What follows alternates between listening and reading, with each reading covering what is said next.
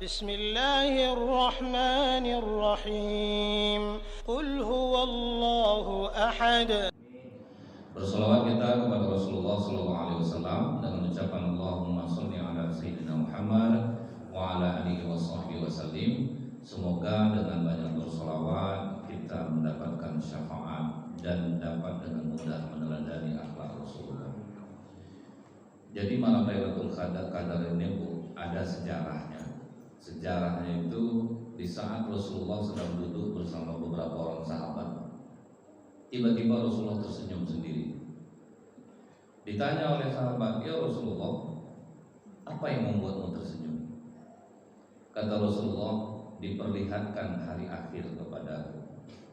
Dan aku ada melihat seorang nabi yang berambut panjang, yang kalau dia berdiri rambutnya itu menyentuh tumitnya, dan dia menggunakan pedang dari liha jamal, dari rahang onta, dan masuk surga sendirian." Itu yang membuat Rasulullah ketawa. Siapa dia ya Rasulullah? Nama nabi itu adalah Sam'un al-Ghazi. Jadi inilah nabi yang hari-harinya berjuang tetapi tidak punya pengikut. Nah, itu yang beratnya dakwah ini, Pak. Macam kami ini enak sekarang, Bu. Udahlah dalam masjid berasera lagi, Pak. Ada orang yang dengar. Tapi ini memegang pedang, berarti kan perjuangannya berat, Pak. Memang betul-betul berperang ya untuk mendakwahkan tauhid ini. Dan tidak ada pengikutnya. Salah satu sebab karena dia miskin. Jadi dari zaman dahulu sampai sekarang harta ini punya peranan penting. Makanya kata Rasulullah, sebaik-baik harta di tangan orang-orang soleh. Jadi macam bapak ibu nih, ada peluang untuk kaya-kaya karena memang sebaik harta di tangan orang soleh. Besok di akhirat itu, Bu, ya, pertama yang akan dimasukkan ke dalam surga orang mati syahid. Apa kata orang mati syahid? Jangan kami duluan ya Allah. Kalau bukan karena ustaz-ustaz kami tidak tahu keutamaan berjihad di jalan. Kami tidak akan berani masukkan ustaz kami terlebih dahulu. Begitu ustaz-ustaz mau masuk surga, kata ustaz-ustaz, jangan ya Allah, jangan kami. Kalau bukan karena orang kaya yang dermawan, kami tidak akan tenang dalam berdakwah. Karena yang mendanai siapa, Pak? Tentu orang yang berharta. Jadi akhirnya siapa, Bu, yang masuk surga dulu? Orang kaya yang dermawan. Itu yang masuk surga duluan, Bu. Sempat lama tidak ada peran dermawan selama bulan Ramadan ini, Pak. Gimana coba? Apa ada orang ceramah di sini? Meloyo kami ceramah, udah terbayang tidak dapat amplopnya dong. Pasti lemah, Pak. Bohong kalau tidak ada. Ada kan semangat, Bu. Tidak ada makan, tidak ada minum, misalnya itu, Pak. Itulah fungsi orang kaya. Orang kaya itu, Bu, ya, lebih mudah untuk memberikan asbab hidayah kepada orang. Duitnya, Pak. Macam di Masjid Jogokarian Jogja itu, kenapa sangat viral di Indonesia? Orang miskin itu didata, Pak. Saya pindah ke masjid itu, didata. Kenapa Bapak tidak ke masjid? Gimana kamu memikirkan ke masjid? Kami mencari dari pagi sampai malam, dapatnya sedikit. Berapa kebutuhan Bapak satu bulan? Sekian. Penghasilan Bapak berapa satu bulan? Sekian. Oke, masjid nanggung sisa. Tapi Bapak ke masjid. Jadi masjid nanggungnya, Pak. Apa tidak tenang dia ibadah, Pak, ekonominya aman? Nah, itulah guna orang kaya. Itu, Bu, makanya Masjid Jogokarian itu jumlah jamaah sholat subuhnya sama dengan jumlah jamaah sholat Jumat. Karena ekonomi orang aman. Anak-anak muda, kalian mau ke masjid? Mau. Ini modal dari masjid 5 juta, jualan kalian dekat masjid. Dikasih modal. Itulah guna orang kaya. Lebih mudah mendatangkan asbab hidayah. Berdakwah lebih mudah dengan harta benda akhirat. Jadi tidak bisa disepelekan harta fungsinya di dalam pengembangan dakwah. Macam Rasulullah yang pertama kali masuk Islam siapa? Abu Bakar Siddiq, itu miliarder tuh, Pak. Abu Bakar Siddiq berdakwah mudah, dapat Utsman bin Affan, dapat Abdurrahman bin Auf, miliarder. 10 di antara sahabat Rasulullah yang masuk surga adalah jutawan, Pak. Orang kaya yang dermawan, yang menggunakan hartanya untuk Islam. Nah, lebih mudah memang kalau orang kaya itu dalam berdakwah. Sampai di Masjid Jogokarian itu, Pak, tulisan di parkirannya, Pak, hilang mobil Bapak, mobil Ibu kami ganti baru. Hilang sepeda motor, kami ganti baru. Hilang sendal, kami ganti baru. Apa enggak aman orang sholat Pak? Bukan karena diganti sebetulnya, betul-betul dijaga. Betul-betul dijaga. Itu yang orang tentang kita aja ke masjid sekarang bawa sendal kiri sama kiri Pak. Sampai orang malingnya stres ya. Kiri sendal orang takut bawa sendal Pak. Pasti hilang. Nah itu yang dikhawatirkan orang itu. Nah jadi kalau misalnya kita berdakwah dengan harta agak lebih mudah. Di tengah masyarakat aja Bu, orang kaya sama orang miskin itu perlakuan orang masih berbeda. Orang kaya sedang makan kentut dia Pak, tidak akan ada yang komplain. Minta maaf dia Pak, Bu, minta maaf saya terkentut, saya tadi sakit betul perut saya. Bagus tuh Pak Haji. Orang aja di rumah sakit habis operasi nunggu kentut itu baru boleh makan. Tapi coba orang miskin yang kentut sedang makan. Maaf Pak, itu kentut kau tak ada otak kau orang makannya. Lain orang. Jadi makanya jangan dikira Islam ini menyuruh kita miskin, tidak. Islam ini menyuruh kita kaya, tapi jangan terikat dengan harta kita itu. Bagaimana harta itu bisa berarti untuk orang lain? Contohnya orang terkaya di Mekah siapa Pak? Sulaiman Al-Raji, pemilik bank syariah terbesar nomor 1 di dunia, pemilik kebun kurma terluas di dunia, pemilik masjid terlengkap fasilitasnya di dunia dan nomor 3 besar di dunia masjidnya. Ibu tahu tinggalnya di mana? Di pemukiman penduduk biasa. Uang untuk dia banyak, untuk makan, untuk istrinya, udah selebihnya bagi-bagi. Jadi tidak ada yang untuk dia. Bukanlah nanti Sulaiman Al-Raji gimana kehidupannya. Dia kaya tapi hatinya tidak terikat dengan kekayaannya itu. Nah kalau kita kadang yang harus kita ubah itu kadang ada orang terlalu dermawan pula di masjid macam dia pula punya masjid. Nah ini kadang yang tidak tahan. Dan itu kasusnya banyak di Pekanbaru ini Pak. Kalau dia yang banyak nyumbang di masjid, macam dia punya masjid, nah itu salah. Makanya dia harus sering-sering melihat sedekah para sahabat, mendengar sedekah para sahabat, mendengar sedekah orang yang lebih besar daripada dia. Contoh siapa Bu? Pak Hamzah Mu'alaf yang telah membangun 1000 masjid sendirian di Indonesia. Nah itu boleh dipelajari dia tuh, supaya dia tidak sombong jadinya. Pak Hamzah itulah Pak yang membuka warung 3.000 sampai kenyang. Jadi orang cukup bawa duit 3.000 makan sampai kenyang.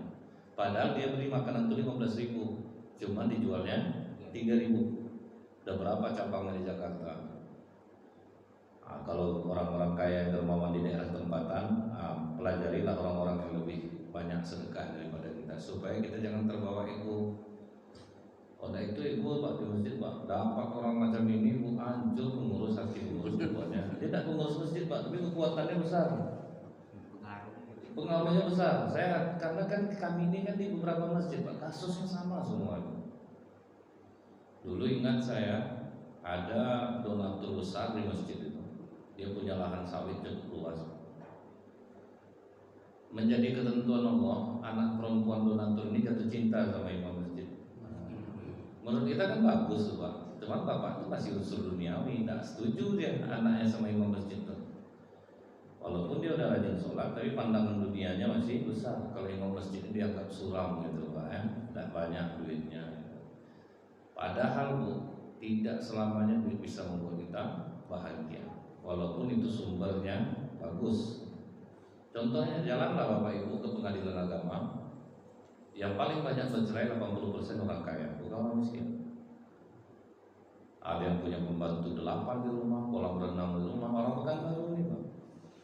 Awalnya memang macam bahagia kita punya harta, tapi semua sebentar. Kalau udah berharta betul kita biasa aja rasanya. Akhirnya kita butuh agama. Rumah tangga jauh dari agama itu tidak akan ada. Hampa rumah ini walaupun kita kaya raya. Nah, itu pernyataan orang yang kaya sendiri itu Pak. Nah jadi ada seorang ibu-ibu waktu itu Bu ya, cerita tentang menantunya. Waduh agama ini gini-gini ya Pak. Menantu saya yang pertama itu Ustaz tamatan Virginia Commonwealth University, bencong-bencong mulutnya ngomong gitu Pak. 12 tahun di Amerika. Kemudian menantu saya yang kedua tamatan Perth Australia, menantu saya yang ketiga dari Belanda. Nah menantu saya yang keempatnya agak sedih Ustaz, anak saya itu Ustaz pula yang dipilihnya. Aku macam udah dia ngomong sama saya Bu, Macam rendah sama dia ustaz. Nah gitu juga bapak yang donatur tadi. Jadi dia tidak setuju anaknya sama imam masjid, diancamnya pengurus masjid. Berhentikan imamnya kalau saya nak nyumbang sini. Itu. Untung ketua masjidnya bagus pula. Kalau memang bapak nak mau nyumbang lagi ya sampai di sinilah rezeki masjid dari bapak. Kalau kamu berhentikan imam kita tidak ada salahnya pak. Wah betul-betul nak nyumbang bapak tuh, tapi pak dibangunnya masjid dekat tanah itu dekat jadi. Sampai sekarang saya tak mau nyebut tempatnya bu, tak begitu jauh sebetulnya dari sini. Dibangunnya masjid sehingga terganggu orang sholat sekarang pak. Karena kan suara ini kan keluar nih. Saya jadi korban waktu itu. Pas imam sholat isya saya baca sabihis, imam sebelah baca wasamsi, bertukar layar kami. Dekat jaraknya. Jadi habis saya imam, saya bilang sama pengurus gini aja lah pak, azan dan iqamah oke lah halah keluar toanya, yang kalau pas imam itu di dalam aja pakai. Jadi sama-sama terganggu. Sesat saya sholat dari ribuan. Kata pengurus, lumayan tuh saat subuh tadi tahu Ustaz lah, imam sebelah bilang Allahu Akbar, ruku masjid kita. Aku saking dekatnya.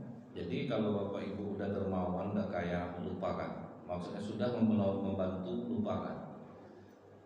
Harus belajar seperti itu. Kalau enggak ego kita jadi tinggi jadinya. Jadi harta ini perlu di dalam berdakwah, jangan dibilang enggak perlu.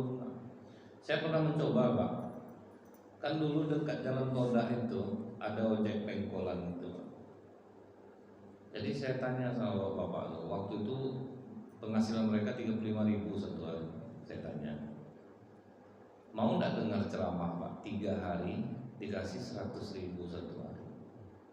Bergegas pak, mau lah. Mendaftarlah 20 orang waktu itu untuk mau mendengarkan kajian selama 3 hari di kantor ini saya adakan ke pak. Pengurus pun setuju pula. Kira apa? Dananya dari mana? Nah, setelah orang tua mau, baru dana kita cari pak. Saya hubungilah waktu itu yang punya toko Andala Sport, Pak Haji Fauzi. Habis itu yang kedua yang punya Bali Jewelry yang dekat mall, Pak Haji Muklis. Oke, start biar kami nanggung berdua. Nah, mereka nanggung berdua pak selama 3 hari. Digaji tukang ojek itu 100.000 satu hari. Nyelang matanya dengan pengajian itu pak. Jadi sebetulnya bu, banyak orang yang ingin ke masjid, banyak. Cuman dia banyak pikiran ekonomi masalahnya. Kalau macam bapak ibu nanti khawatirkan lagi. Cuman itulah kadang satu cara untuk menarik orang ke masjid. Maka kata Rasulullah, kadang kita harus menarik perut orang untuk ke masjid ini, ke hidayah ini, tarik perutnya, seleranya maksudnya. Ahad subuh berjamaah kenapa agak berhasil di Pekanbaru ini? Karena habis ceramah makan. Bukan orang tak terbeli makan tuh, cuman ada daya tarik pak. Bukan terbeli orang lontong nasi goreng itu terbeli sama orang, cuman ada daya tarik tersendiri. Jadi itulah fungsi harta itu. Nah ini buktinya ketika Sam'un Al-Ghazi, seorang nabi berdakwah, tidak ada duit, tak ada orang ikut, tak ada pengikutnya pak. Kita aja kalau besok mau pencoblosan anggota dewan, yang satu jahat duitnya banyak pak. Yang satu baik tak ada duit, yang menang yang mana? Yang berduit. Jadi maka kita perlu ada harta ini. Jangan dibilang tak perlu. Nah setelah itu kelebihan dari Nabi Sam'un Al-Ghazi ini apa bu? Dia itu memiliki kekuatan pak yang tidak bisa dikalahkan. Jadi walau bagaimanapun dia dihajar, dia tidak akan kalah karena dia dikasih Allah kekuatan yang luar biasa. Sehingga raja merasa terganggu. Apalah jalan untuk menyingkirkan Sam'un Al-Ghazi? Akhirnya dapat cara pak, bujuk istrinya. Nah dipanggil istrinya, dibujuk oleh raja. Bisa kau mencari kelemahan suamimu, berapapun perhiasan dan harta yang kau minta akan kami berikan. Itulah pancingan hartanya. Akhirnya membebas istrinya bu, mau dia mengkhianati suami. Dia tunggu ya godaan uang. Istri Nabi Lut dulu baik, begitu dipancing dengan uang, dikhianatinya suaminya. Nabi Nuh istrinya dipancing dengan dunia, dikhianatinya suami. Begitu juga istri Sam'un Al-Ghazi, begitu dipancing dengan uang, berubah hati. Nah, lihat kekuatan uang itu. Dasar kekuatan uang. Ada suami pulang tengah malam ngamuk istrinya, kurang ajar abang, dari jam 4 sore aku telepon dia tak angkat-angkat. Siapa betul yang abang telepon? Tidak berubah-ubah juga, umur udah tua, anak udah besar, macam-macam makin istrinya. Dibuka dompetnya, bu, minta maaf bang dek, tadi ada kerja di kantor tidak boleh angkat HP, ini uang untuk adek. Cemas adek bang. Buat itu marah, redam. Itulah kedahsyatan uang. Jadi uang ini dibuat baik dia baik, dibuat buruk bisa buruk. Nah jadi bu ya, begitu dipancing istrinya langsung serta merta rela pak. Oke pujian nanti suami. Kau bawa rantai dari istana ini, coba kau ikat suami. Lemah dia atau tidak? Dikasih rantai dari kerajaan. Pas suaminya tidur, diikatnya. Begitu sampun terbangun, terkejut ya, siapa yang mengikat aku? Aku suamiku, aku hanya ingin seberapa besar kekuatanmu. Kalau ini kau ikat, aku menggeliat dia, aku patah. Menggeliat dia patah rantai itu. Jadi kalau pernah Bapak Ibu nonton film Samson dan Delila, inilah Samson Al-Ghazi itu. Itulah Samson Al-Ghazi. Cuman kan kalau film Indonesia kelemahannya bulu ketiak, Pak. Ya mana? Itu tidak benar. Itu tidak benar. Jadi kalau sejarah sahih itu di dalam kitab Mukasyafatul Qulub, ini yang saya sampaikan ini adalah ilmiah di dalam kitab Mukasyafatul Qulub dan Qisasul Anbiya karya Hujjatul Islam Imam Al-Ghazali rahimahullah. Jadi jangan kira saya mendongeng ya Pak ya, saya ini memang sirah memang bidang saya, cuma saya bawa pakai bahasa saya supaya lebih mudah dipahami. Jadi begitu diikatnya lagi dengan rantai yang lebih kuat, ditanya lagi, kau masih ragu dengan kekuatanku istriku? Iya, aku hanya ingin tahu kau masih kuat tidak melepaskan itu. Disentilnya rantai-rantai itu tanggal semuanya. Tidak ada yang bisa melemahkanku, karena aku memang dipilih Allah dan diberikan kelebihan kekuatan tubuh. Dirayu sama istrinya Pak. Ada tak yang bisa melemahkan diri? Karena dirayu lewat luluh dia. Jadi memang yang namanya kita dirayu pasti senang lah. Makanya kebohongan yang dibolehkan dalam Islam ini Pak, istri merayu suami, suami merayu istri, itu malah dianjurkan bohong. Istri udah tua dedek, makin tua umur adek heran lama makin cantik, walaupun mau muntah kita tapi itu dibolehkan Pak. Itu dibolehkan Bu, bahkan tak boleh jujur. Sampai Bu ya, walaupun suami bilang dek coba bersumpah kau atas nama Allah, kau betul tak cinta sama Allah. Walaupun tak cinta, boleh dikatakan cinta. Walaupun pakai kalimat demi Allah. Itu terjadi pada masa Khalifah Umar bin Khattab. Kenapa kau dengan suami kau? Dia disuruhnya aku bersumpah Khalifah, aku benar-benar tak mencintai dia. Jujur aku tak cinta sama dia. Maka karena dia sama Allah, aku bilang aku tidak mencintainya. Marah Khalifah Umar. Untuk itu kau harus berbohong. Itu loh kebohongan yang dibolehkan, merayu ini loh. Suami merayu istri kan halal. Istri merayu suami pun halal juga. Istri dibelikan suami baju walaupun muak dengan warna baju itu. Alhamdulillah Bang, kok tahu Abang aku suka betul dengan warna baju ini. Ke pasar pakai itu, gotong royong pakai itu, kakak pakai itu, olahraga pakai itu, malam tidur pakai juga itu. Suami senang hati yang dihargai betul sama istri itu pemberian. Padahal istri pakai itu supaya cepat hancur lah. Pakai pagi supaya mati. Ini cara ya Bu ya, dibolehkan. Nah ketika istri Sam'un Al-Ghazi merayu suaminya lewat, apa kata Sam'un Al-Ghazi? Yang melemahkan aku kalau kau ikat aku dengan rambutku. Itu yang melemahkan aku. Begitu dia tidur, digunting istrinya sebagian rambutnya, diikatnya ke badan Sam'un Al-Ghazi. Begitu bangun lumpuh, tak bisa apa-apa lagi. Tega kau begini kalau aku istriku. Aku hanya ingin tahu kekuatanmu. Apa lagi kekuatanku? Tidak ada lagi kekuatanku. Melapor dia langsung ke kerajaan. Suamiku telah lemah. Aku telah mengetahui kelemahannya di rambutnya. Dia dibopoklah Sam'un Al-Ghazi ke istana, disiksa sejadi-jadinya. Puas hati raja karena selama ini tidak bisa mengalahkan Sam'un Al-Ghazi. Di saat itulah malaikat Jibril datang, kemudian membisikkan kepada Sam'un Al-Ghazi, apa yang kau inginkan saat ini? Aku ingin Allah mengampuni dosaku dan mengembalikan kekuatanmu. Diizinkan oleh Allah, dikembalikanlah kekuatannya, dihancurkannya istana. Raja mati, istri belum sempat makan duit lagi Pak, mati juga.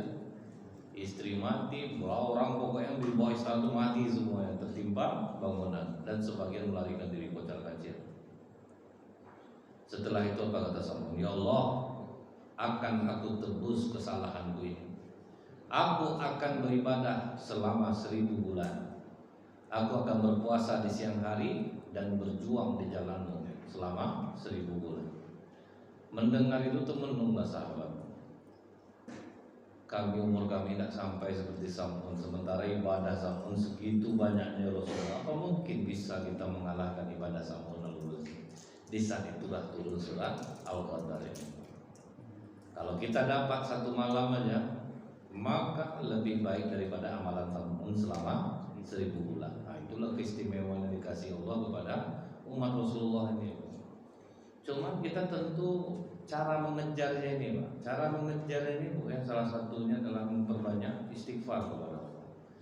Istighfar itu tidak bisa dianggap remeh. Sudah tahu orangnya, kalau kita tidak tahu artinya Ustaz apa yang kita istighfarkan, pokoknya banyaknya mengucap istighfar, pasti akan ada perubahan. Sama dengan orang Pak, malas tarawih tadarus Al-Quran, belum tepat tahsin lagi, malah terbata-bata itu pahalanya 2. Cuman kadang-kadang Bu, anak-anak malas sekarang tadarus di masjid. Muak nengok nenek itu Ustaz, orang salah aja dibuatnya. Keluar lagi. Baru tertarik orang malah anak malas gitu bantu Bu. Patah dia. Sekarang ini memang bagus, banyak orang yang sudah belajar tahsin, tapi ingat, lain guru, lain cara pengucapan. Jadi harus kita memakluminya. Jadi sekarang ini Pak, akhirnya malas orang belajar Al-Quran, terlalu rumit. Nah, malah gitu. Coba lihat gaya guru-guru kita dulu. Dibiarinnya aja dulu. Dibiarinnya sampai dia sering kita dengar dia membaca itu Pak. Akhir tahu kita tepat huruf itu. Tidak ada yang seperti sekarang itu dipaksa, akhir tertipu. Sibuk di situ aja Pak. Akhirnya lemah orang. Sebulan orang belajar tahsin banyak mundur Pak. Di mana kelas tahsin? Yang abadi muridnya pasti mundur, tidak sanggup. Karena harus begini begitu, boleh, itu bagus itu. Memang ada orang yang mencintai bidang itu, tapi kan nggak semuanya Pak. Makanya sering aja perdengaran. Kita aja kenapa bisa hafal zikir? Karena kita dengar imam dari kecil tuh dengar dia membaca zikir habis sholat, lama-lama hafal, kita tahu kita kalimatnya. Nah jadi ini Bu ya, kita memperbanyak istighfar itu sampai kata Rasulullah akan dibukakan jalan keluar untuk segala kesulitan kita. Memperbanyak istighfar.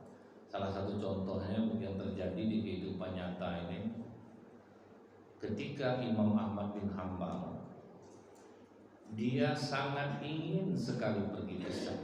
Tinggalnya di Irak, dia ingin ke Syam, ke Syria. Sementara dia tidak punya tujuan ke Syria itu. Untuk apa? Mau ada famili di sana pun enggak. Tapi hati ingin ke situ. Akhirnya beres, dibawanya marah-marah, mulailah dia mengadakan perjalanan ke Syria. Dan setelah beberapa hari sampai di Syria waktu asar, sholat ada di satu masjid Pak. Setelah selesai sholat, kemudian dia baca Quran sampai menjelang maghrib. Begitulah betahnya ulama itu membaca Quran. Sebetulnya Bu, segala sesuatu ini diasikkan. Kenapa orang bisa main catur sampai 3 hari 3 malam? Karena asik. Gitu juga dengan baca Quran. Kalau udah kita asikkan, tidak ada masalah lagi Pak. Jadi asik, jadi dia tidak akan ngantuk mata lagi. Kalau kita kadang 5 ayat kita baca 11 kali muak ya, banyak jumlah muak daripada jumlah ayat. Karena tidak asik. Kalau biasa kan jadi asik sendiri dia. Nah setelah itu Pak, begitu dia sampai maghrib, setelah selesai maghrib dia baca Quran lagi sampai isya. Habis sholat isya tidur. Datang murid masjid, Pak, nggak boleh tidur sini Pak. Dia tidak tahu nih ulama nih Pak. Nggak boleh tidur sini Pak. Keluar Bapak. Saya musafir. Tidak boleh Pak. Pokoknya Bapak keluar. Nggak boleh tidur di masjid. Nah itulah kerendahan hati ulama Pak. Tidak mau dia mengatakan siapa diri dia. Karena kalau dikatakannya pasti nanti anaknya ketakutan, malu. Nah, itu yang ditimbang-timbang. Kalau kita tahu kok siapa aku, nanti kena pecat kalau percaya Pak. Jadi susah Pak.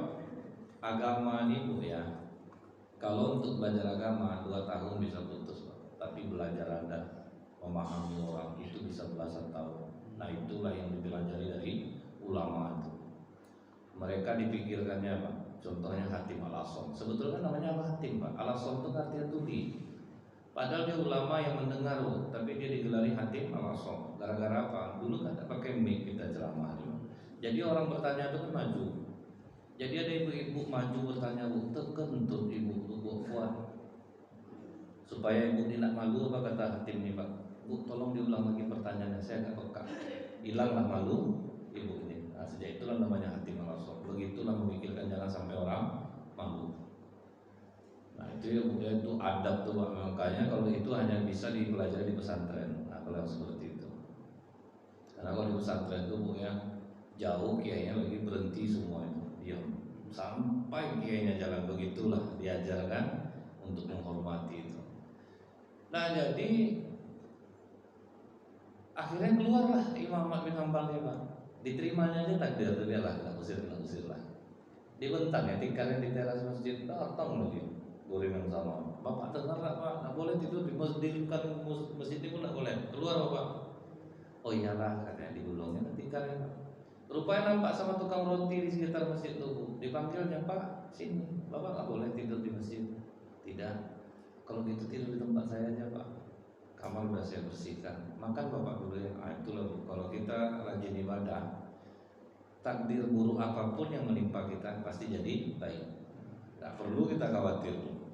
Pokoknya apapun yang kita alami pasti akan baik ujungnya. Ini contohnya diusir dari masjid, justru dapat tempat tidur yang lebih baik, dapat pula makan malam.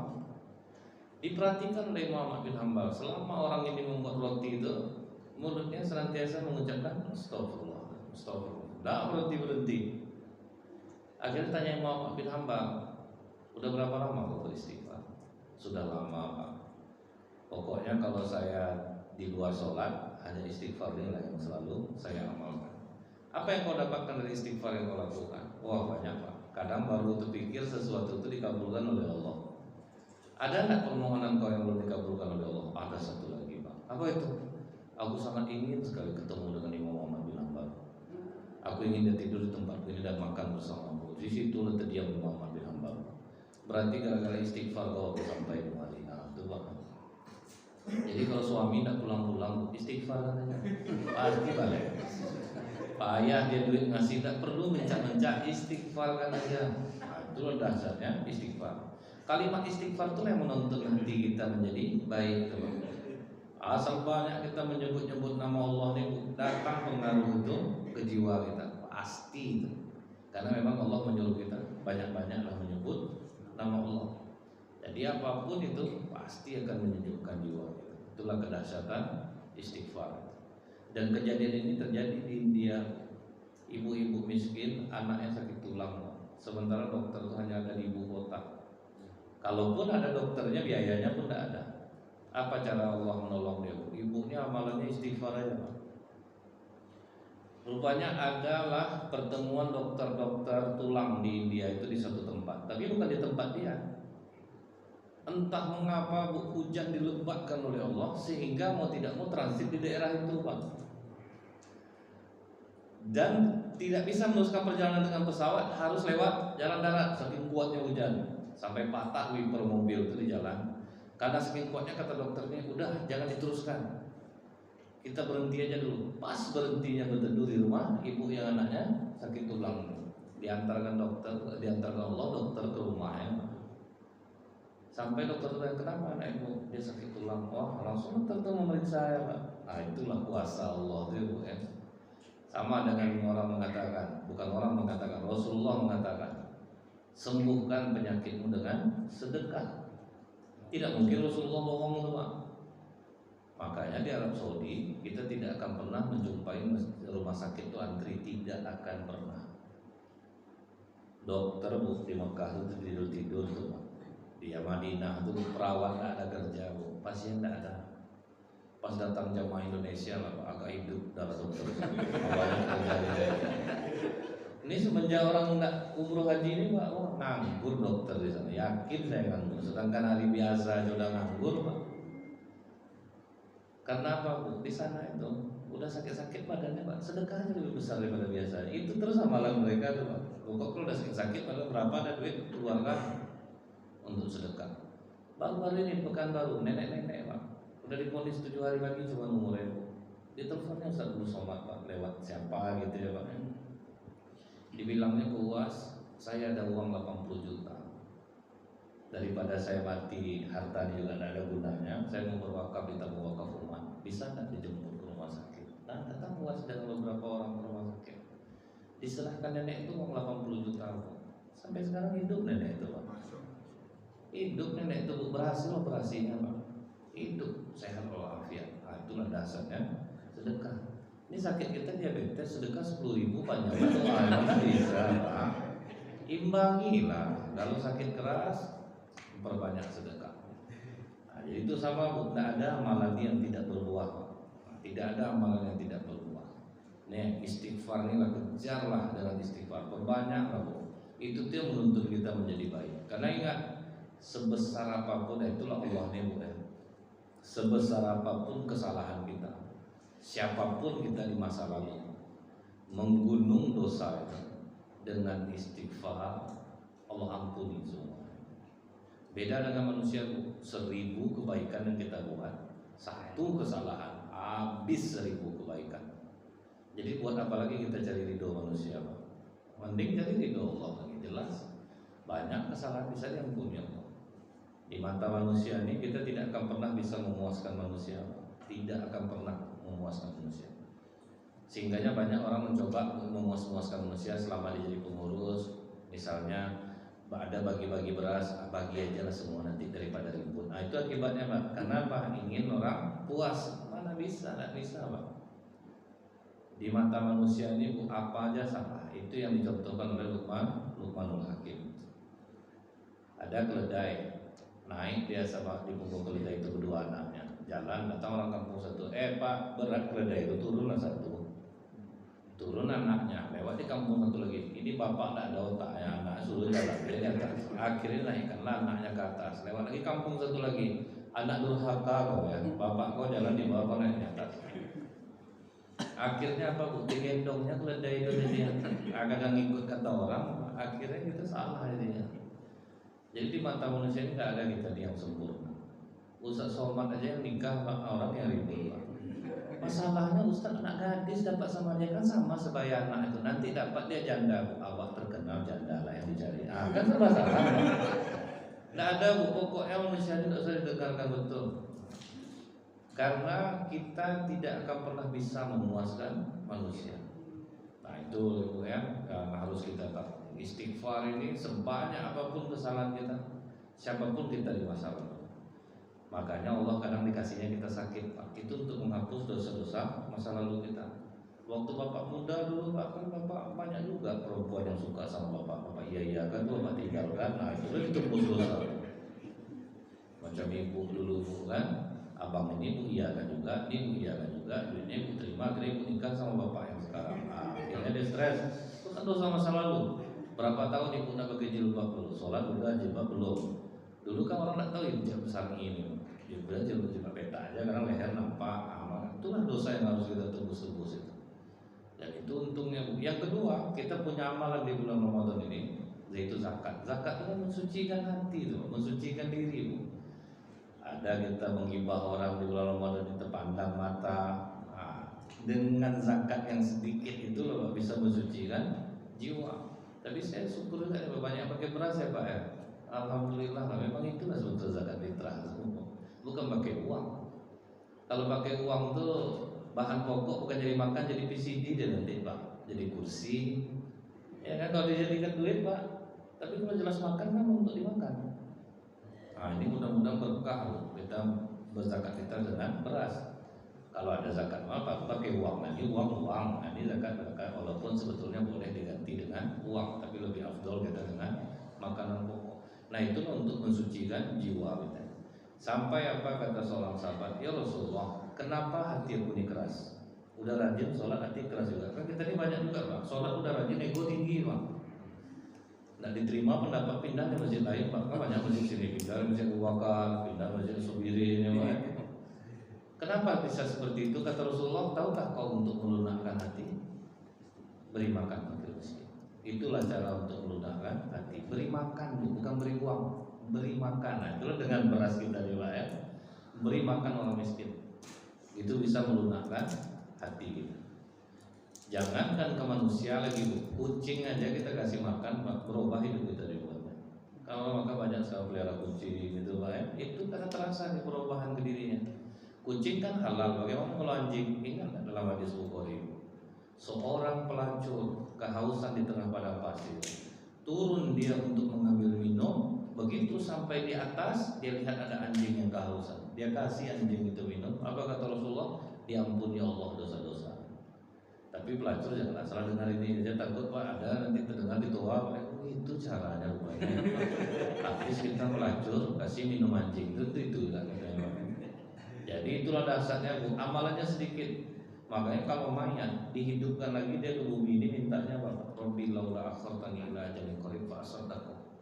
Kembalikan aku ke dunia, aku ingin sedekah bukan ingin sholat. Sedekah inilah yang bisa menutup amalan-amalan kita yang kurang insyaallah. Baik, sudah jam 3. Lebih kurang saya mohon maaf, mudah-mudahan ada hikmahnya. Subhanakallahumma bihamdika asyhadu an la ilaha illa anta astaghfiruka wa atubu ilaik. Assalamualaikum warahmatullahi wabarakatuh.